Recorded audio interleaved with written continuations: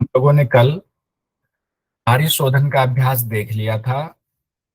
Important चीज जो उसमें ये थी कि प्राणायाम और नाड़ी शोधन में क्या अंतर है, क्योंकि व्यवहारिक तौर पर हम नाड़ी शोधन को ही प्राणायाम कह देते हैं।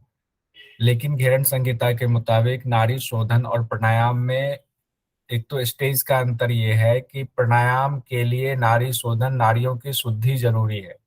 नाड़ियों की शुद्धि होने पर ही प्राणायाम का अभ्यास करेंगे। और अंतर ये बताया गया कि नाड़ी शुद्धि नाड़ियों की शुद्धि के लिए है, और प्राणायाम उसके बाद प्राण की साधना करेंगे हम। और प्राण की साधना जब हम करते हैं तो उसके बहुत फायदे बताए गए हैं। कुंडलिनी जागरण भी है, यानी कि प्राण को अब हम सुषुम्ना नाड़ी में प्रवाहित करेंगे। जब नाड़ी की शुद्धि होगी तभी तो सुषुम्ना नाड़ी या किसी भी नाड़ी में हम प्राण को प्रवाहित करेंगे। तो उसकी चर्चा है। अब आगे हम ये पढ़ेंगे आठ जो प्राणायाम है, आठ जिसको कि कुंभक भी कहा जाता है, वो आठ कुंभक कौन कौन से हैं। कल हम लोगों ने देखा था घेरन संहिता के पंचम उपदेश में प्राणायाम में नाड़ी शोधन के बाद आठ कुंभक की चर्चा है, जिसमें सहित कुंभक, दूसरा सूर्यभेदी, तीसरा उज्जयी, चौथा शीतली, पांचवा भस्त्रिका, छठा भ्रामरी, सातवां मूर्छा, आठवां केवली प्राणायाम है। मन ही मन इसको रिपीट कर जाए, क्योंकि ये याद रहना चाहिए घेरन संहिता में कौन कौन से प्राणायाम है, कौन से कुंभक है। तो ये आठ कुंभक सहित सूर्यभेदी, उज्जयी, शीतली, भस्त्रिका, भ्रामरी, मूर्छा, केवली, इसको रिपीट कर जाए। और उसके बाद जहां पे हमें कंफ्यूजन होती है, वो कंफ्यूजन ये होती है कि नाड़ी शोधन के भी दो भेद बताए गए हैं, और जो पहला प्राणायाम है सहित प्राणायाम, उसके भी दो भेद बताए गए हैं। दोनों में बीज मंत्र की चर्चा है। तो इसलिए हम कंफ्यूज हो जाते हैं कि हम कई बार समनो निर्मनो को सहित और सहित प्राणायाम मान लेते हैं, सगर्भ निगर्भ। तो ये जो कंफ्यूजन होती है, इसलिए एक साथ उसको रखा है। और इसको देख लीजिए अच्छे से कि नाड़ी शोधन जो नारी शुद्धि की, नारियों की शुद्धि के लिए नारी शोधन का अभ्यास किया जाता है प्राणायाम से ठीक पहले, उसमें दो भेद हैं, समनु और निर्मनु। समनु में कहा गया बीज मंत्र के साथ करेंगे, निर्मनु धौती कर्म के साथ करेंगे। तो नारी शोधन समनु निर्मनु, नारी शोधन समनु निर्मनु। निर्मनु निर्मल करना है तो बिना बीज मंत्र के है ये निर्मनु वाला। उसमें बीज मंत्र नहीं है, धौती कर्म से ही नारियों की शुद्धि हो जाती है जब, तो उसको निर्मनु नाड़ी शोधन कहते हैं। और समनु नाड़ी शोधन कहते हैं जब बीज मंत्र के साथ होता है। तो समनु निर्मनु अलग ना याद करके समनु नाड़ी शोधन, निर्मनु नाड़ी शोधन, इसको 10 बार मनी मन रिपीट कर जाइए नाड़ी शोधन शब्द को जोड़ते हुए, तो याद हो जाएगा। समनु नाड़ी शोधन, समनु नाड़ी शोधन, समनु नाड़ी शोधन, निर्मनु नाड़ी शोधन, निर्मनु नाड़ी शोधन। तो भविष्य में जब कभी आएगा तो समनिर्मनु के साथ, समनु के साथ अपने आप नाड़ी शोधन जुड़ जाएगा, तो आपको याद रहेगा। अब आते हैं सहित प्राणायाम में। सहित सा से सहित, स से सगर्भ। तो सहित सगर्भ, सहित सगर्भ, सगर्भ सहित प्राणायाम, निगर्भ सहित प्राणायाम, सगर्भ सहित प्राणायाम, निगर्भ सहित प्राणायाम, इसको इस तरह से याद कर लेंगे, सगर्भ सहित प्राणायाम, निगर्भ सहित प्राणायाम। तो इसको मन ही मन रिपीट कर जाइए, ये याद हो जाएगा। अब है सगर्भ में बीज मंत्र के साथ करते हैं, निगर्भ बिना बीज मंत्र के करते हैं। और हमारे श्लोक में गहन संहिता में क्या कहा गया है वो भी हम देख लेंगे। तो अब हम लोग सहित प्राणायाम के दो भेद देख लिए, सगर्भ और निगर्भ। एक बीज मंत्र के साथ है, सगर्भ, निगर्भ बिना बीज मंत्र के है। उस पर अभ्यास कैसे श्लोक में बताया गया है वो देख लेते हैं। कहते हैं प्राणायामम सगर्भ च प्रथमम कथयामि ते सुखासने च उपविश्य प्रांग मुखो अपि वा उदंग मुख। अब यहाँ भी इम्पोर्टेंट है कि कहते हैं कि जो हम अभ्यास करेंगे सगर्भ प्राणायाम का, उसमें सबसे पहले कहते हैं सुखासन में बैठना है। सुखासने उपविश्य, उपविश्य मतलब बैठना, तो सुखासन में बैठ जाए। तब आपको सवाल आ सकता है कि सगर्भ प्राणायाम किस आसन में करना चाहिए। तो सुखासन में सगर्भ प्राणायाम करना चाहिए। कहाँ जिक्र है? तो घेरन संहिता में इसका जिक्र है। उसके बाद प्रांग मुख और उदंग मुख, यानी कि पूर्व की तरफ और उत्तर की तरफ मुख करके। तो नाड़ी शोधन में भी हम लोगों ने देखा था पूर्व की तरफ मुख करना है और उत्तर की तरफ मुख करना है। और सगर्भ प्राणायाम में भी, यानी कि ये जो प्राणायाम की चर्चा आप आ रही जिसको हम लोग सहित प्राणायाम पढ़ रहे हैं, उसमें भी पूर्व की तरफ मुख करना है, उत्तर की तरफ मुख करना है। उसके बाद कहते हैं कि पहले हे चंड मैं पहले तुम्हें सगर प्राणायाम के बारे में कहता हूँ। तुम सुखासन में बैठ जाओ, पूर्व की तरफ मुख कर लो या उत्तर की तरफ मुख कर लो। अब पूर्व और उत्तर की तरफ मुख करने के बाद हे चंड कपाली, ध्यायेत विधि रजोगुण्यम रक्त वर्णम अवर्णकम। कहते हैं कि ध्यान करना है, और ध्यान जो करना है वो किसका ध्यान करना है, कहते हैं रक्त वर्ण का ध्यान करना है। और रक्त वर्ण में क्या ध्यान करना है, अवर्णकम, अबीज मंत्र के साथ रक्त वर्ण का ध्यान करना है। और वहां इसमें जो छिपा हुआ है, वो छिपा हुआ है ब्रह्मा भगवान का। इसमें ब्रह्मा भगवान की बात कर रहे हैं कि हमारे देवता होंगे ब्रह्मा। ब्रह्मा रजोगुण से भरपूर हैं, तो रजोगुण वाले ब्रह्मा का ध्यान करेंगे, जो कि रक्त वर्ण वाले हैं, यानी लाल रंग वाले ब्रह्मा का ध्यान करेंगे। और रजोगुण उनका गुण है, और बीज मंत्र है हमारा अ। तो एक चीज ध्यान रखिएगा, यहाँ पर जो पूरी विधि में सगड़ प्राणायाम में कहा जा रहा है, 3 बीज मंत्र की चर्चा है। हम लोग ओम का बीज मंत्र जानते हैं कि 3 हम लोग कहते हैं ऐसे भी, आ, उ और मा से बना है। आ, उ और तीसरा है हमारा मा। इसी 3 बीज मंत्र की तो हमें याद रहेगा कि हमारा जो ओम वाला है, आ उ और मा से जो ओम बना हुआ है, उसी से हमारा सगर प्राणायाम कंप्लीट होता है, पूर्ण होता है। आ पहले, उ बाद में, मा उसके बाद। तो किस तरह से आ उ और मा का इस्तेमाल करना है वो दिखाया गया है। आ जो है ब्रह्मा भगवान से जुड़ा है, रक्त वर्ण है। उ जो है हरि से यानी विष्णु भगवान से जुड़ा हुआ है और कृष्ण वर्ण है। मा जो है शिव भगवान से जुड़ा हुआ है, और इसका वर्ण जो है वो श्वेत वर्ण बताया गया है। तो अब ये ध्यान है कि यहाँ पर थोड़ा कंफ्यूजन होगा, उसको दूर कर लेंगे।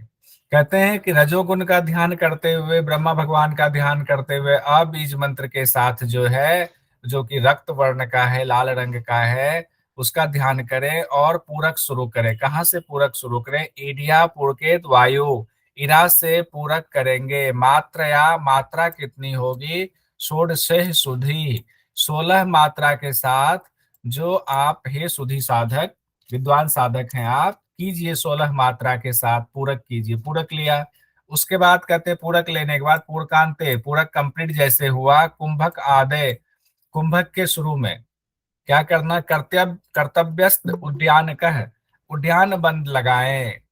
तो अब हमने पूरक करने के बाद उद्यान बंद लगाने की चर्चा है, और उद्यान बंद लगाने के बाद हम कुंभक कर लेंगे। ठीक है। उसके बाद कहते हैं सत्वमयम हरिम ध्यात्वा उकारम कृष्ण वर्णकम। अब यहाँ जो बात की गई है, कहते हैं कि हरि का ध्यान करें, मतलब भगवान विष्णु का ध्यान करें, और उसमें बीज मंत्र जो होगा आपका, उनके लिए जो बीज मंत्र का जाप करेंगे वो उकार बीज मंत्र का जाप करेंगे। और सत्वमय होगा, वो सात्विक गुणों से भरपूर है वो, और उनका वर्ण जो होगा वो कृष्ण वर्ण होगा, काला वर्ण होगा उनका। ये आपका आ गया, पूरक में आ गया ब्रह्मा भगवान, रजोगुण अ, बीज मंत्र। कुंभक में आपका आ गया सत्व, गुण आ गया आपका, भगवान आ गए विष्णु, उकार मंत्र आ गया, वर्ण आ गया कृष्ण का। उसके बाद कहते हैं कितनी देर तक रुकना है, 16 में हमने पूरक किया था, कहते हैं चतुष्टया, 64 वर्ण तक जो है, मात्रा तक जो है आप कुंभक करेंगे। कुंभक ने, कुंभ के नए धारिये, कुंभक करेंगे 64 मात्रा तक। उसके बाद कहते हैं तमोमयम शिवम ध्यात्वा मकारम शुक्ल वर्णकम। उसके बाद तमोमय, शिव को तमोमय कहा गया है, तमोमय शिव का ध्यान करेंगे, और बीज मंत्र आपका होगा मकार, और उनका जो वर्ण होगा वो शुक्ल वर्णकम, शुक्ल वर्ण वाले होंगे वो। उसके बाद कहते हैं यहाँ पर रेचक की बात की गई है। अब इनका ध्यान करते हुए रेचक करना है, तो क्या कहते हैं, द्वात्रिंशन मात्राए, द्वात्रिंशन मात्राया, तो 32 मात्रा तक चैव रेचिए द्विधिना पुनः। कहते हैं कि अब जो है 32 मात्रा से रेचक करेंगे भगवान शिव का, तमोगुणमयी भगवान शिव का ध्यान करते हुए मकार बीज मंत्र के साथ, जिनका की वर्ण जो है शुक्ल है। यहां तक एक बार रिपीट कर लेते हैं हम लोग। कहते हैं कि पूरक कैसे करेंगे, हम पूरक लेफ्ट से यानी बाई नासिका से करने की बात की गई है। नासिका से हमने ईरा से हमने पूरक कर लिया। इडा से पूरक कैसे किया? 16 मात्रा में किया। बीज मंत्र हमारा आ हो गया, गुण रजोगुण, देवता ब्रह्मा, वर्ण रक्त वर्ण हो गया। अब कुंभक कहते हैं कि कुंभक में उड्यान बंद लगाना है, ये ध्यान रखेंगे। उसमें जब हम लोग नाड़ी शोधन कर रहे थे उसमें उड्यान बंद की चर्चा नहीं थी। बंद उसमें सीधे कुंभक की चर्चा थी, लेकिन उड्यान बंद लगाना है ये चर्चा नहीं थी। इसमें उड्यान बंद कहा गया है पूरक के अंत में, और कुंभक से पहले उड्यान बंद लगाएंगे। तो उड्यान बंद लगा लिया। अब कितनी मात्रा तक यहाँ रुकना है? तो 64 मात्रा रुकना है। बीज मंत्र आपका उकार है, और देवता हरि है यानी विष्णु है। गुण उनका सत्वगुण है। वर्ण जो है कृष्ण है, काला है। उसके बाद रेचक जो करना है वो पिंगला से रेचक करेंगे। मात्रा 32 है। बीज मंत्र मकार है। गुण तमोगुण है। देवता शिव है। वर्ण शुक्ल है यानी सफेद है। तो ये बहुत आसानी से याद हो जाएगा। 2 से 3 बार आंख बंद करके भी ध्यान कर ले इस चीज का, तो ये आपका हो जाएगा। अब आगे क्या कहते हैं? अभी ये कंप्लीट नहीं हुआ है हमारा जो है शहीद कुंभक का, ये सगर्भ है शहीद कुंभक का। अब आगे क्या कहते हैं वो देख लेते हैं। फिर कहते हैं पुनः, यहां से कहते हैं पुनः पिंगल्या पुण्य कुंभ के नैव धारियेत। फिर से पिंगला से पूरक करें, कुंभक करके उसका धारण करें। इड़ा रेचियेद पश्चात तद्विजेन क्रमेण, तो कहते इरा से रेचक करेंगे, इसी प्रकार क्रम से इसका अभ्यास करेंगे। यानी पहले जो बीज मंत्र रहा वही बीज मंत्र अब सब में रहेगा, यहाँ कहा जा रहा है। यानी कि पूरक, कुंभक और रेचक उसी विधि से हम करेंगे। पहले तो हमने लेफ्ट से लिया, कुंभक किया, राइट से छोड़ दिया। इरा से लिया, कुंभक किया, पिंगला से छोड़ दिया। पिंगला से लेंगे, कुंभक करेंगे और इरा से छोड़ देंगे। आगे कहते हैं अनुलोम विलोम, अनुलोम विलोमन बारम बारम से साधियेत। अब कहते हैं कि अनुलोम, इसी तरह से अनुलोम विलोम का क्या तात्पर्य हुआ? लेना और छोड़ना। अनुलोम करना है और उसका विलोम करना है, उल्टा करना। कहते हैं अनुलोम विलोम की विधि से जो है बार बार इसको करते हुए इस जो ये जो अभ्यास है इसकी साधना करें, इसको साध ले। उसके बाद कहते हैं पूरकांते कुंभकांतम धृत नासापुट द्वयम। कहते हैं कि पूरक और कुंभक जो है इसी तरह से दोनों नासापुटों से करना है, दोनों नासिका से करना है। यानी कि बाई नासिका से भी, दाहिनी नासिका से भी, यानी कि इरा से भी, पिंगला से भी। अब इसमें उंगलियों के इस्तेमाल की भी चर्चा साफ साफ की गई है। हम लोग कहते हैं ना, जब किसी को योग कराने जाते हैं, कहते हैं कि हम लोग कि 2 उंगली अंगूठे के बाद का इंडेक्स फिंगर मिडिल फिंगर को लॉक कर लें। उसके बाद आप जो अंगूठे और अनामिका का इस्तेमाल करें। तो वो जो जिसको प्रणब मुद्रा हम कहते हैं उसकी चर्चा, प्रणब मुद्रा नाम तो नहीं दिया गया है लेकिन उसकी चर्चा है। कोई पूछे तो कह सकते हैं हमारे ऋषि मुनि ने घिरन संहिता में कहा था। क्या कहा है? उन्होंने कहा है कनिष्ठिका अनामिका अंगुष्ठे तर्जनी मध्यमा बिना। अब यहाँ एक ही साथ जोड़ दिया गया है, तर्जनी मध्यमा बिना ये अलग है। तो कहते हैं कि कनिष्ठा अनामिका और अंगुष्ठ जो है इसका इस्तेमाल करेंगे, तर्जनी मध्यमा के बिना इसका हम इस्तेमाल करेंगे। तो इसमें देखते हैं सुखासन में बैठ गए, पूर्व या उत्तर की ओर मुख किया, कनिष्ठा अनामिका अंगूठा का इस्तेमाल करेंगे और इस इंडेक्स फिंगर मिडिल फिंगर का इस्तेमाल नहीं करेंगे। उसके बाद हमने ये पूरी विधि देख ली हुई है और इसी प्रक्रिया को उल्टा कर देंगे, बार बार इसका अभ्यास करेंगे तो आपका सगर्भ जो है सहित प्राणायाम हो गया। सगर्भ हमेशा जब भी बोले सगर्भ सहित प्राणायाम, तब आपका याद रहेगा कि ये सहित प्राणायाम की चर्चा। अब नेट जेआरएफ के हिसाब से अगर देखें क्वेश्चन क्या आएगा, तो क्वेश्चन इसमें से बहुत इंपॉर्टेंट क्वेश्चन आपको आ सकता है कि सगर्भ सहित कुंभक या सगर्भ सहित प्राणायाम में आपको दिया जा सकता है कि पूरक करते समय कौन से देवता का ध्यान करना है, तो ब्रह्मा भगवान का ध्यान करना है। कुंभक करते समय कौन से देवता का ध्यान करना है, या तो हरि होगा या विष्णु भगवान होगा। उसी तरह से इसमें बीज मंत्र, वर्ण और गुण, सतोगुण रजोगुण या तमोगुण जो भी है उसको याद कर ले, अभी याद कर ले। ताकि एग्जाम में आपको कोई दिक्कत ना हो। अब निगर्भ प्राणायाम में आते हैं। निगर्भ प्राणायाम में कहा गया है, प्राणायामो निगर्भ वस्तु बिना बीजे न जायते। निगर्भ प्राणायाम का अभ्यास यानी निगर्भ सहित प्राणायाम का अभ्यास बिना बीज मंत्र के किया जाता है। ठीक है, बिना बीज मंत्र के करेंगे। आगे कहा गया है, एकादश सतर्यंतं पूरक कुंभक रेचकम। अब ये देखिए यहाँ पर इंपॉर्टेंट है एग्जाम के हिसाब से, ये वाला शब्द जो है ना, ये एग्जाम के हिसाब से इंपॉर्टेंट है निगर्भ सहित प्राणायाम के लिए। एकादश सतर्यंतम पूरक कुंभकम रेचकम, उत्तमा विंशतिर्मात्रा मध्यमा षोडशी स्मृता, अधमा द्वादशी मात्रा प्राणायामा त्रिविधा स्मृता, अधमात जायते धर्मो मेरु कंपश्च मध्यमात, उत्तमाच भूमि त्याग त्रिविधम सिद्धि लक्षणम। तो सबसे पहले तो हम ये, इसमें सारे ही लाइन इंपॉर्टेंट है और इससे संबंधित क्वेश्चन पूछे जाते हैं एग्जाम में, ध्यान रखेंगे। क्वेश्चन भी अभी हम लोग निकाल लेंगे। सबसे पहले देखते हैं ये जो शब्द है 1 से 100 तक। कहते हैं 1 से 100 तक जो है, यानी 1 से लेकर 100 बार क्या करना है, पूरक कुंभक और रेचक करना है। ठीक है। अब 1 से लेकर 100 तक, यानी कि अगर आपको आ जाए कि निगर्भ प्राणायाम कितनी बार करने की चर्चा है, तो 1 से लेकर 100 बार तक करने की चर्चा। साफ साफ पूरक कुंभक और रेचक कहते हैं कि पूरक कुंभक और रेचक 1 से लेकर 100 बार तक करने की चर्चा घेरन संहिता में निगर्भ प्राणायाम में कही गई है। निगर्भ सहित प्राणायाम जिसमें कि बीज मंत्र की जरूरत नहीं है। अब इसी में कहा गया है, 3 इसके स्टेज बांटे गए हैं, उत्तम, मध्यम और अधम। कहते हैं 20 मात्रा वाला जो है उत्तम है, उत्तम निगर्भ प्राणायाम। और 16 मात्रा वाला जो है वो क्या है, मध्यम है। और अधम जो है 12 मात्रा वाला अधम। इस तरह से 3 विधा इसकी बताई गई है। इस 3 विधा में कहा गया है, अधम वाले प्राणायाम को करने से घर्मो, घर्मो मतलब होता है कि घाम आना, इसको संस्कृत में घाम कहते हैं और इसका अर्थ होता है पसीना आना।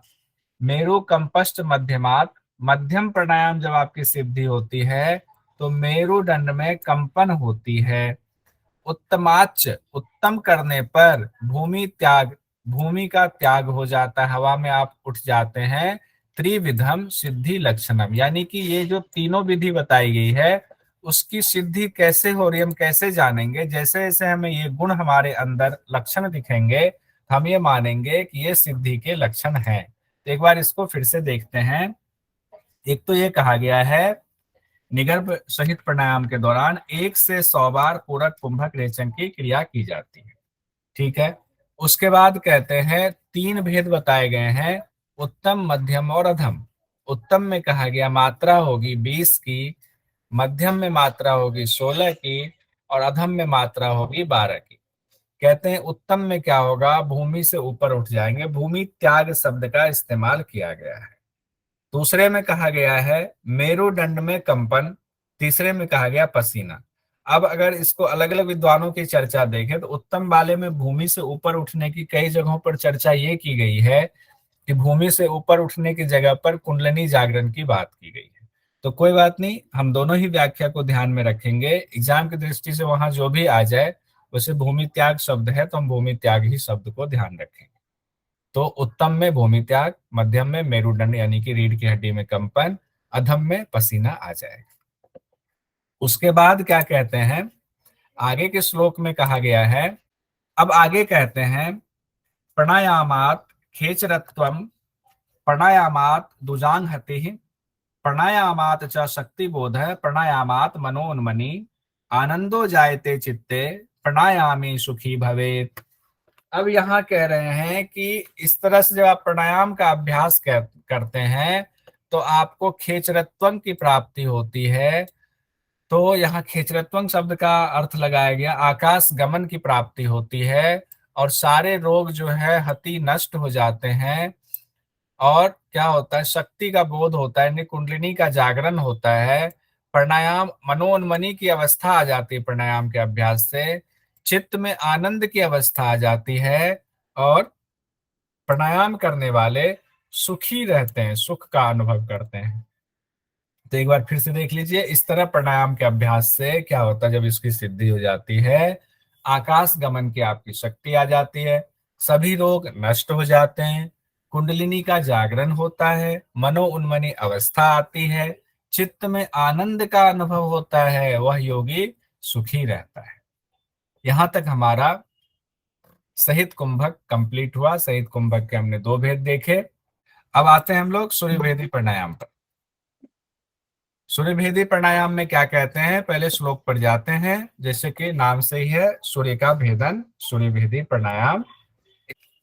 कहते हैं, कथितम सहितम कुंभम सूर्य भेदनकम शृणु, पूर्येत सूर्य नाड्या च यथाशक्ति बहिर्मरुतः, धार्येत बहु यत्नेन कुंभकेन जलंधरे, यावत स्वेदो नख केशाभ्याम तावत कुर्वन्तु कुंभकम। अब देखिए, यह बड़ा इंपॉर्टेंट है, यहाँ से क्वेश्चन आता है। जो हमारा पढ़ने का मकसद है कि कहाँ से इसमें से क्वेश्चन निकल सकता है। सूर्यवेदी प्राणायाम सभी लोग जो एमए करके आए जानते हैं, लेकिन हमें हमारे लिए क्या इंपॉर्टेंट है वो देखना है कि यावद स्वेदम नख केशाभ्याम तावत कुर्वन्तु कुंभकम। तो यहाँ पर इससे नख और केस से जब तक पसीना ना आ जाए तब तक कुंभक करने की बात है। एग्जाम में ये क्वेश्चन आता है, तो ऊपर से देख लेते हैं। ये ध्यान दिलाने के लिए कहते हैं कि कथितम सहितम कुंभक, हे चंड कपाली, मैंने तुम्हें सहित कुंभक के बारे में बताया। अब सूर्य भेदन प्राणायाम के बारे में सुनो सुनो। पूर्येत सूर्य नाड़िया, पूरक जो है सूर्य नाड़ी से करना है। च यथाशक्ति बहिर्मरुतः, बाहर की वायु को सूर्य नाड़ी द्वारा यथाशक्ति, यानी कि जितनी आपकी शक्ति है, यथाशक्ति अंदर ले लें, यानी पूरक यथाशक्ति कर लें बाहर की वायु का।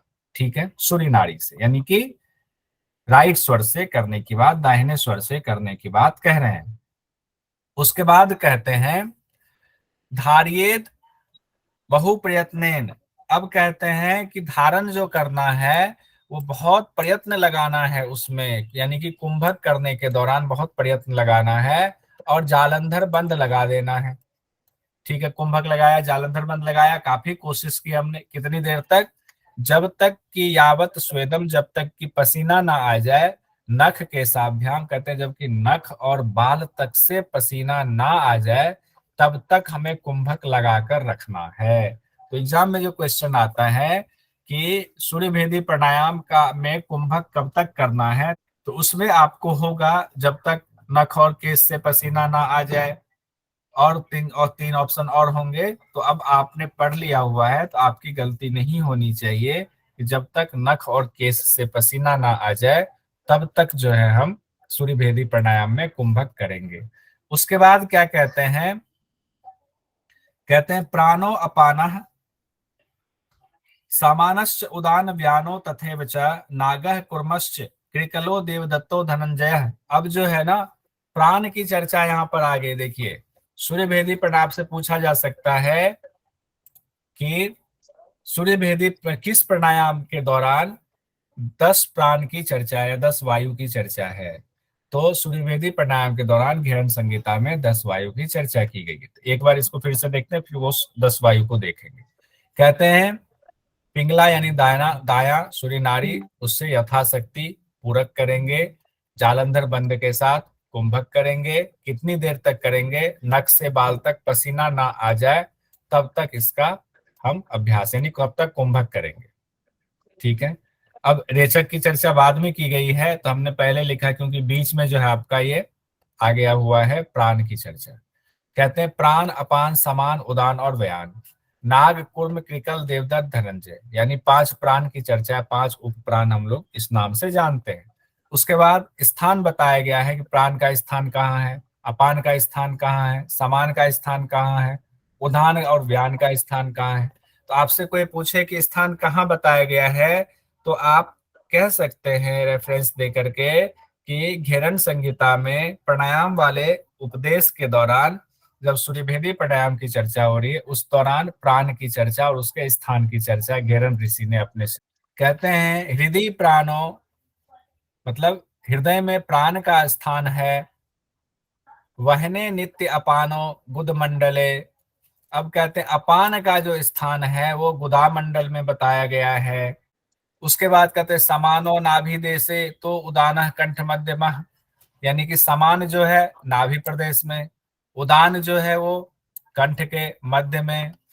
व्यानो व्याप्य शरीरे तू प्रधाना पंचवायवः, कहते हैं कि व्यान जो है वो पूरे शरीर में व्याप्त रहता है। तू प्रधाना पंचवायवः, ये प्रधान पांच वायु कहे गए हैं। उसके बाद कहते हैं प्राणाध्याय पंच विख्याता नाग्याध्याय पंच वायवः तेषाम अपि च पंचानां स्थाना अपि च वदाम्यहम्। उसके बाद कहते हैं अब एक एक सभी वायुओं के बारे में भी कहते हैं। पांच प्राण, पांच उप प्राण की भी चर्चा की गई है।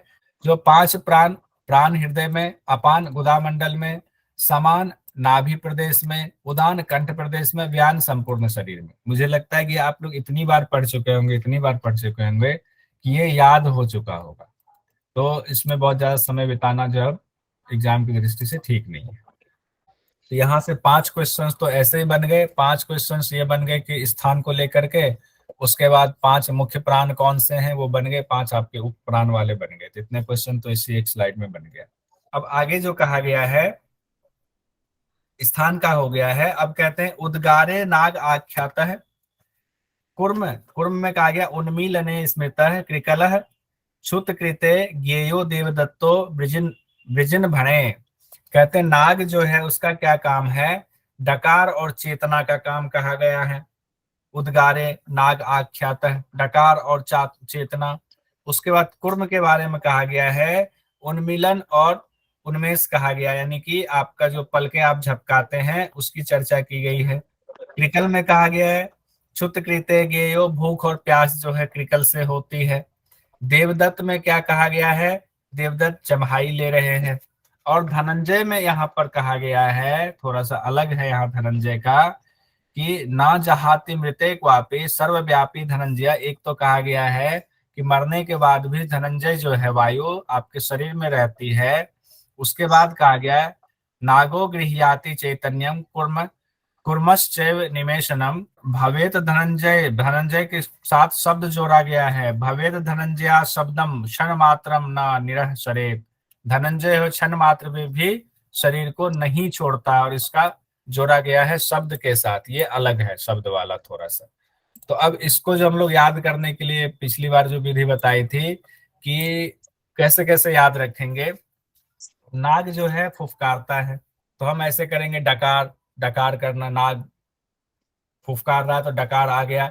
और नाग को देखते ही अच्छे अच्छे आदमी जो सचेत हो जाते हैं, चेत जाते हैं, भागो, तो चेतना आपकी जाग गई। कुर्म में कहते हैं ना उन्मिलन और उन्मेष, इसको याद कर लेंगे। उसके बाद क्रिकल में कहा गया है, क्रिकल से हमने कहा था कुकर याद रखना। इसमें क्रिकल मतलब हमने कहा था क्रिकल से याद रखेंगे कुकर। तो कुकर जो है किचन में होता है, तो उससे भूख प्यास से जोड़ देंगे। कुकर देखते ही हमारा भूख प्यास आ गया, तो कुकर से भूख लग गई, प्यास लग गई। और इसमें हमने कहा था देवदत्त जम्हाई लेता है, 3 से 4 बार याद कर लेंगे। देवदत्त जम्हाई लेता है, देवदत्त जम्हाई लेता है बहुत, वो देवदत्त जम्हाई लेता है। और धनंजय से शब्द की उत्पत्ति, शब्द से संबंध जोड़ दिया गया। और धनंजय में कहा गया ये एक क्षणिक मात्र के लिए भी ये शरीर नहीं छोड़ता है। और कहते हैं कि मृत्यु होने के बाद भी धनंजय जो है व्याप्त रहता है शरीर में। तो ये आपको एग्जाम में आ सकता है, तो एग्जाम की दृष्टि से देख लेंगे कौन सा प्राण मृत्यु के बाद भी शरीर में रहता है। तो कहते हैं धनंजय प्राण जो है मृत्यु के बाद भी शरीर में रहता है। कौन सा प्राण शरीर नहीं छोड़ता है, धनंजय प्राण शरीर नहीं छोड़ता है, एक क्षण का ना क्षण मात्र भी नहीं छोड़ता है। उसके बाद आगे पढ़ते हैं इसमें नाद की पूछा ध्वनि सुनाई देती है, ये हटरत्न हटरत्नावली में। हठ रत्नावली में नाद श्रवण है। तो ये ध्यान रखिएगा, ये हठ रत्नावली में कहा गया है धनंजय प्राण से नाद की ध्वनि का संबंध बताया गया। नाद की ध्वनि किस कि सुनने में कौन से प्राण कार्य करता है, तो धनंजय प्राण कार्य करता है, ठीक है। और यहाँ पर कहा गया है शब्द, तो हालांकि वो मुझे लगता है दोनों आसपास ही है। शब्द का फिर या शब्द कहा गया, वहां नाद ध्वनि, नाद ध्वनि भी तो शब्द में ही आ जाएगा मेरे विचार से। इसलिए सर मैंने क्वेश्चन पूछा था सर कि अंदर का शब्द जो है वो क्या है, वो नाद है। तो अंदर का शब्द नाद, तो वो जो है आपका धनंजय से जुड़ गया। अच्छा है याद करने के लिए, बढ़िया ही शब्द भी और आंतरिक शब्द शब्द भी, नाद भी दोनों जुड़ गया। उसके बाद आगे कहते हैं सर्वे तो सूर्य संभिन्ना नाभि मूलास्त मुद्दरेत इडिया रेचयेत पश्चात धैर्य न खंड वेगतः धैर्य न खंड वेगतः पुनः सूर्येन च आकृष्य कुंभयित्वा यथा विधि रेचयित्वा साधयेतु क्रमेण च पुनः पुनः। कहते हैं सूर्य भेद के सभी प्राण जागृत हो जाते हैं, इसीलिए उड्यान बंद सहित यानी कि सभी बंधों सहित कुंभक करके बाई नासिका से रेचक करें। इस प्रकार क्रमशः विधि पूर्वक पुनः पुनः इसकी साधना करें। तो इसमें जो हम लोगों ने पढ़ा था, यहाँ तक पढ़ लिया था कि नख और बाल तक पसीना ना आ जाए। उसके बाद कहते हैं नाभि मूल से समान वायु को ऊपर उठाते हुए नाभि मूलात उद्धरेत, नाभि मूल से समान वायु को ऊपर उठाते हुए करेंगे क्या, धैर्य पूर्वक, रुकावट ना हो। यहाँ कहा गया ना धैर्य न खंड वेगतः, एक तो धैर्य कहा गया है और अखंड मतलब खंडित नहीं होना चाहिए, अखंड रूप से रेचक करेंगे। ये नहीं कि थोड़ा सा छोड़ा फिर रुके, छोड़ा रुके। तो जब हम बहुत ज्यादा पूरक कुंभक कर लेते हैं तो रेचक करते समय झटका आता है। अब उसके बाद कहते हैं कुंभकः सूर्य भेदस्तु जरा मृत्यु विनाशकः। अब लाभ बता रहे हैं इस सूर्य भेदी कुंभक का जो लाभ है, जरा और मृत्यु का नाश होता है। बोधियेत कुंडलिनी शक्ति देहा नल विवर्धनम। कुंडलिनी शक्ति किससे जागृत होती है, तो कहा गया है सूर्य भेदी प्राणायाम से कुंडलिनी शक्ति जागृत होती है। देहा नल विवर्धनम, देह की जो अग्नि है वो बढ़ती है, यानी कि बैलेंस होती है बढ़ने से, देहानल कहा गया है। तो यहाँ ध्यान रखिए एग्जाम में देहानल ही लिखेंगे, ये नहीं कि अगर जठराग्नि दे दे, जठराग्नि तो एक अग्नि हो गई, देहानल अगर देखे तो 13 अग्नि, 13 अग्नि शामिल हो जाएगा। लेकिन देहानल नहीं है, सिर्फ जठराग्नि है, तब हमारे पास ऑप्शन नहीं है तो हम जठराग्नि लगाएंगे। इति ते कथितं चंडं सूर्य भेदन उत्तमम। अब यहाँ पर चंड कपाली को यानी अपने शिष्य को घेरन ऋषि ने कह दिया हुआ है कि सूर्य भेदी कुंभक प्राणायाम बुढ़ापा यानी कि जरा और मृत्यु का नाश करने वाला है, कुंडलिनी का जागरण करने वाला है, शरीर की अग्नि को प्रदीप्त करने वाला है। इस तरह हे चंड कपाली, मैंने तुम्हें ये श्रेष्ठ प्राणायाम सूर्य भेदी की जानकारी दी। कहते हैं ना सूर्य भेदनम उत्तमम, इस उत्तम प्राणायाम की जानकारी मैंने तुम्हें दी है।